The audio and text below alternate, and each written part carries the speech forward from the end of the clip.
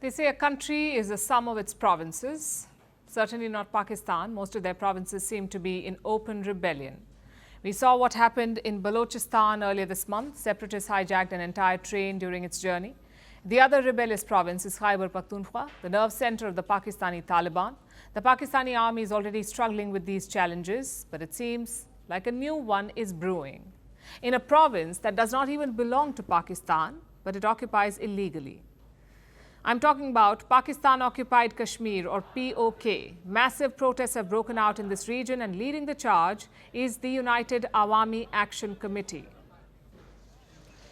This group has made certain demands from the Pakistan government. They want a special package for displaced people in POK. They also want 12 assembly seats for these displaced people.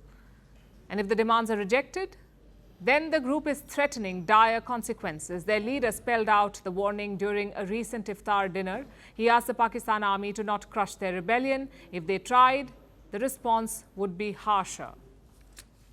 Let me quote from what he said. If we are tortured, we will not run away, but will hit back. The Pakistani army will not find dead bodies like in Balochistan. They will find dead bodies at the Mangla Dam. Now, to give you some context, in the Balochistan attack, a number of security personnel were killed by the separatists. Their bodies were later recovered from the train hijack site. But this group in the POK, the Awami Action Committee, is saying that they won't leave the bodies of Pakistani soldiers. They will be dumped in the Mangla Dam, which is a dam in Pakistan-occupied Kashmir. Now, this is a dangerous threat, one that adds to the headache of Pakistan's army. They're facing threats on multiple fronts. The Taliban captured power in Kabul. They have been shielding the army and arming, rather, these militant and terrorist groups. The Taliban have been shielding them, sort of like an UNO reverse. Pakistan supported and sponsored terrorists against their neighbor India. Now the Taliban is doing the same to their neighbor Pakistan. I guess what goes around comes around. Despite these challenges, Pakistan is still living in its Delulu world. Forget controlling occupied Kashmir. They're talking about Jammu and Kashmir as well. Pakistan's envoy raised it recently at the United Nations. He talked about Jammu and Kashmir at the UN. India's representative gave them a fitting reply. He said, stop the unwarranted claims on Kashmir, end cross-border terrorism and vacate Pakistan-occupied Kashmir. Listen in. Jammu and Kashmir was, is, and will always be an integral part of India. Pakistan continues to illegally occupy the territory of Jammu and Kashmir, which it must vacate. We would advise Pakistan not to try to divert the attention of this forum to drive their parochial and divisive agenda. India will refrain from exercising a more elaborate right of reply. It's a good deal for Pakistan. They cannot handle their own provinces. There is no way they can bring prosperity to an occupied one. So Islamabad's best option is to forget its claims and hand over Kashmir. That is the logical option. Safe to say the generals won't do that. So can they control these insurgents and protests with military force? Experts don't think so. For starters, Pakistan's army will face a manpower problem. Both Balochistan and Khyber Pakhtunkhwa are unforgiving regions, rocky, mountainous and sprawling. Plus, the insurgents are armed. They have American weapons left behind in Afghanistan. It will be very tough to flush out fighters from such terrain. Just look at what happened to the Americans in Afghanistan. Similar terrain and decades of endless war. Another issue is priorities. Pakistan's military lives in permanent paranoia about India. So a lot of their resources are focused on the line of control, the LOC, their de facto border with India.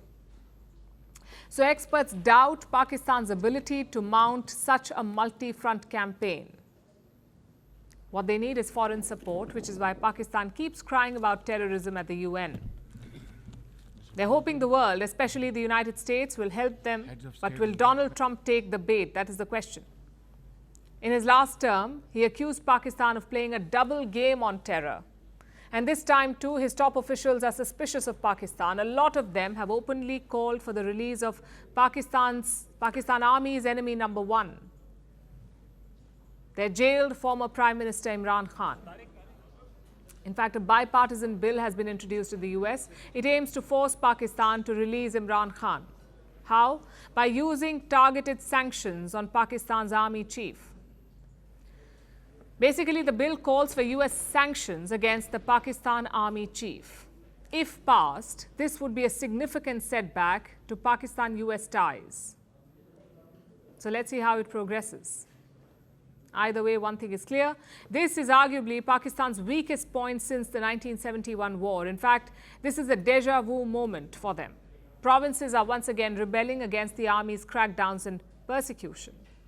Let's see if history repeats itself. Greeting you with aloha and namaste. No, I love India. Presence, occupation of a territory by another country pertains to India, what we saw in Kashmir. How do you see Trump's America? Yes, the current administration behaves differently from the previous administration.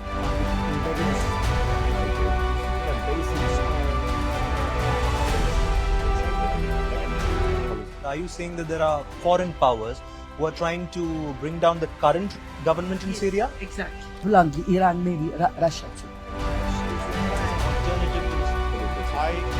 Prime Minister Modi committed to South-South, cooperation.